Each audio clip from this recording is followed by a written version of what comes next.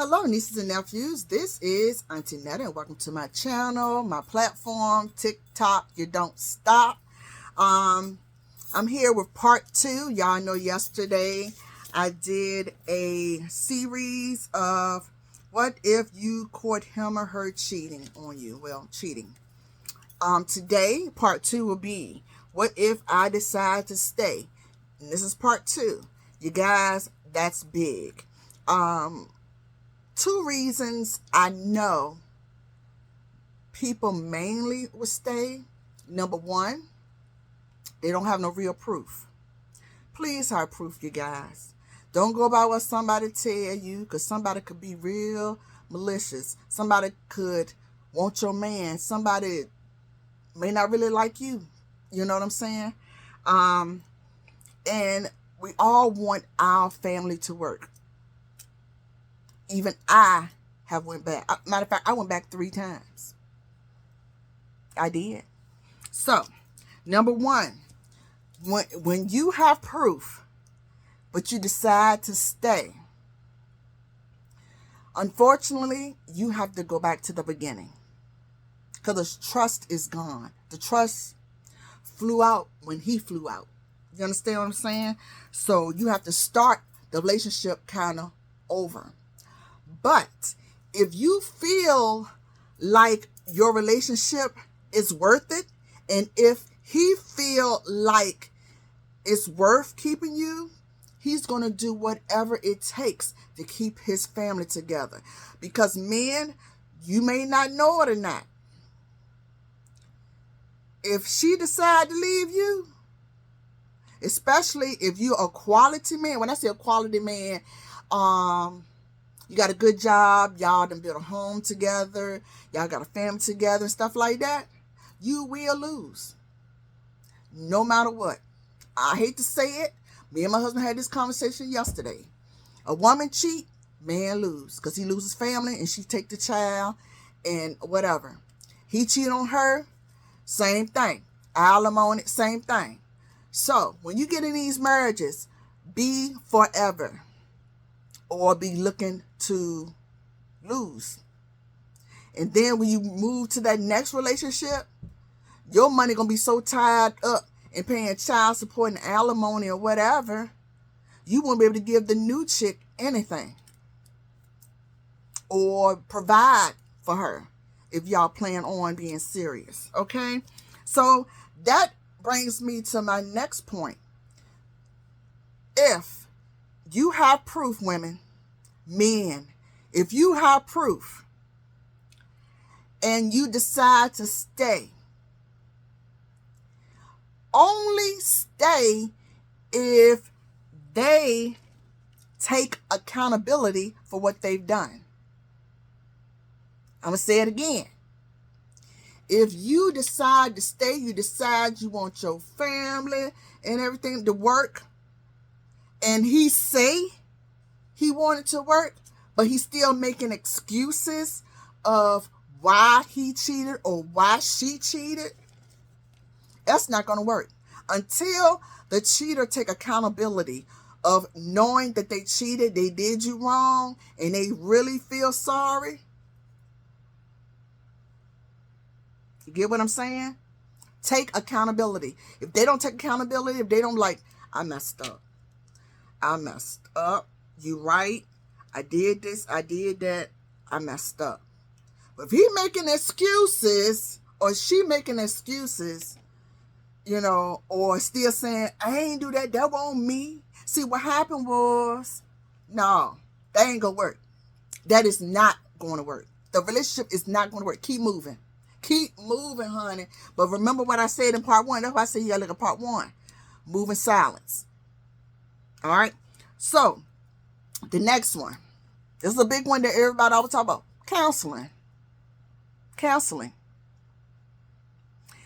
Me, I advise you two go together to counseling as well as have separate counseling for each of you. The person that's cheating need to find out what's in them that makes them want to cheat. All right? The one that got cheated on need counseling on how to get over the fact that you cheated on them. Then when y'all come together, y'all need to make plans on how y'all can build that trust again. You understand? And if you got a spouse or whatever that do not be like, I ain't going no counseling. All they're going to do is take your side, take the side. If they tell me they don't want to go to counseling, he ain't the one. Move on. Because a person, a wife or a husband that really wants to make this marriage work would do anything to get their family back. Anything. The pride be pushed aside. They will do whatever you think is best for them to do to make sure he don't lose his family. So if your spouse saying they don't want to go no counseling and knowing they did something wrong and plus they don't take accountability, go back to part 1 on how to get up out of there. All right? Okay. Y'all have to build trust. That's going to be the longest time. It don't happen overnight. Sorry, it's not going to do it. Paying a couple bills ain't going to do it. Please don't be bringing no flowers. That's the worst. Lord, you bring flowers to me. So I'm dead now, huh? I feel dead. You cheated on me. Yeah, of course I feel dead. That's the worst. That's how majority of people that bring flowers home. Now, don't get me wrong. I love getting some flowers. My husband brings flowers on good days. I get that. But don't bring me no flowers when you know you done effed up.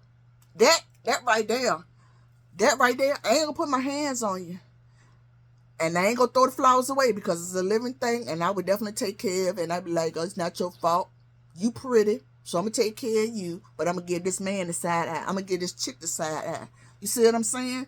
Flowers don't cut it, honey. And don't let it be so easy for him to get back in your good grace. Don't make it so easy. Because if it's that easy, guess what? He gonna do it again. She gonna do it again. You know what I'm saying? And you guys, when you in the relationship and y'all going to counseling, y'all just I had dinner. I'm sorry. I'm belching all over the place. I'm just old. Okay. Y'all going to counseling separate and together. And y'all talking about the counseling. Y'all doing exercises at home as far as, the homework that the counselor gave y'all to do or whatever. Y'all doing all of that. You would not forget. Please don't keep on reminding this man. Don't be throwing shade every time something happened that remind you of that time. You trying to move forward. Just like you need to trust him, he need to trust you that you forgave him. I know it's hard, but that comes with deciding to stay.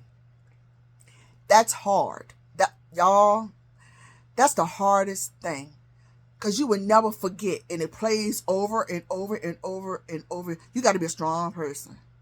Some people are not that strong. If you know you're not that strong, start making plans. Go back to part 1. All right? It takes a lot. That's what I said. If a man cheat on you, he don't love you. Love don't work like that. He might think it's love. That might be the only type of love he's ever seen in his life. That's why he need counseling by himself. Because maybe he need to fix something in here. You know what I mean? Or together, you might find out it's something that you do or don't do that not allows him, but that will cause him to step out. And again, ladies, I said on my live, you're together, especially if you're married, do any and everything. If you finicky about certain things, y'all need to have a conversation. Y'all should be able to do anything he want to do. That should be understood. I mean, I know, there might be some things you're not down with. I get it. But y'all need to have that conversation. Or you decide the sex not that good. So I'm going off topic. Ooh. Nope, I'm going to say that for another time. What if the sex not good? Oh, that's another topic. Girl. I got so much in this brain, you guys. All right. When you decide to stay, not look for the red flags, but be aware of the red flags. See, we're not looking for him to do nothing else. We're just moving along. We're going through we just trying to build the trust. We're going to counseling. Our family look like we're trying to get on track. We're doing what we got to do. You know what I'm saying? Together, because a good counselor going to tell you if they think this marriage will work or not based on the separate counseling and together. See, I like counselors going to tell you what it is. Y'all ain't going to work. First of all, you see what I'm saying? You get what I'm saying? And don't get no counselor that you know. Don't get your pastor. Don't get your friend. It got to be somebody you don't know. Now, I will say, how can I put this? I'll be straight up. And I might get chewed out in the comment section. Get somebody that's familiar with your culture. Because whatever situation you're in and things that has happened in your life, you want your counselor to look at the situation and be like, oh, okay. They recognize and they know what to do. Versus you get a counselor that never heard of such mess. And like, you see what I'm saying? Maybe I'm not wording it right, but I think y'all kind of get what I'm saying. Get somebody that can relate to you guys so they know how to talk to you. Well, they can get through to you and you can understand. Is that better? Okay. Don't look for the red flags, but be on the lookout for them. That makes sense? Don't look for them, but be aware of them when they come. Because us as human beings, I said it in the other video, we move in patterns. The things we do is something we do. It's like my husband, he would know when I first wake in the morning, he would know what I be doing. You know what I'm saying? Go to the bathroom. She's going to be in there, wash her face. You know what I mean? Everybody move in patterns. Until the person that cheated make a whole 180, make some changes in themselves, there will still be some red flags. They're going to continue to keep on going. And it's a possibility to you keep on taking them back. Again, I left 2 times. I left 3 times, but came back twice. Well, 3 times. Yeah. I left 3 times, came back 3 times, and on 4th time, I was gone for good. Because I really wanted my family to work. But again, when the other person's still moving in those same patterns, I ain't talking about brushing your teeth as soon as you wake in the morning. You know what I'm saying. Still hanging around the friends that you know is cheating on their wife. Again, watch the circle you in and watch the circle your husband roll in. Because 9 times out of 10, they kind of doing the same things. Or it'll make you question, why are you even hanging out with somebody like that? Why would you put yourself in a situation where you're looking in this man's wife face and you know your homeboy doing this to her? That's not a good friend, in my opinion. Okay? And after doing all of that, you need to see if you want to stay. Because even after doing all that counseling and stuff, sometimes you're like, I can't do it. And that's what happened with me. I cannot do it. First of all, you're not even taking accountability. Another thing is you moving within the same circle of friends, that took you over to the girl house, that cheating on his wife. You get what I'm saying? You probably say, yeah, she number better. No, I'm well over that, honey. I've been divorced since 2008. I'm way well over that. I'm just sharing with you what the deal is. And you need to be on the lookout for. You cannot ignore the red flags. Your health, your family situation is in jeopardy. And men, again, do not be so quick to cheat on these women. Do you know how much you would lose? Oh my gosh. You know you would lose child support alone. Unless, well, unless you live in an apartment and y'all don't have no kids. But that's kind of rare. I mean, I know it's possible. But if you got kids and y'all try to build a future together, and all of a sudden you step out on her or she step out on him, regardless, somehow the man always loses. And this coming from my husband, and he's dead on right. Y'all tell me comment section, am I lying? Unless the wife or whatever strung out on drugs, abusing the kids and that kind of thing, the man probably loses out every time. So why would you put yourself and your family in that predicament of stepping out on your marriage just for a 15-minute tale? That's probably sharing it with everybody else. And side chicks, don't think you can win them over from your from his wife, because guess what? Somebody else gonna win them over for you. Somebody else gonna win them over from you. I'm gonna say it like that. Again, patterns. All right. So right now, that's it. Y'all, I got so much notes that me and my husband talking about. Like I said, he's not going to come over here and talk to you about it, I guess, till you get comfortable. But he probably won't do it because he's not that type of person. But he going to share with me. He going to tell me what he need to tell me from a man's perspective. And in the meantime, between time, you guys do your homework.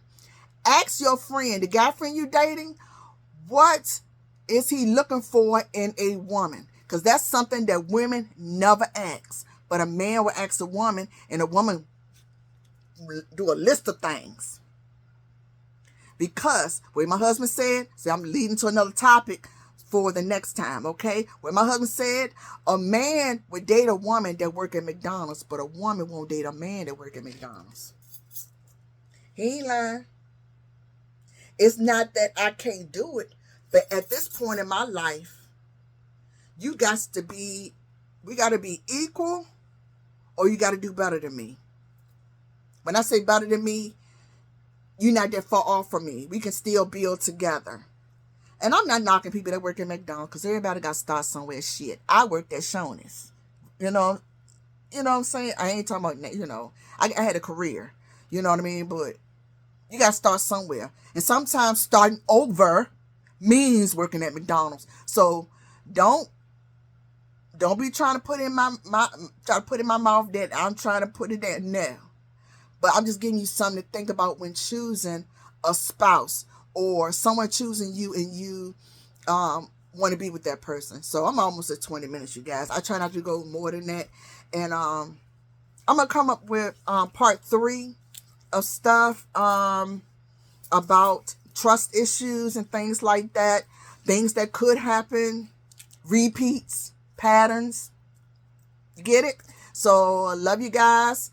Look at part 1 before you look at this one, because some things I said in part 2 relates back to part 1. Okay? Love you. Smooches.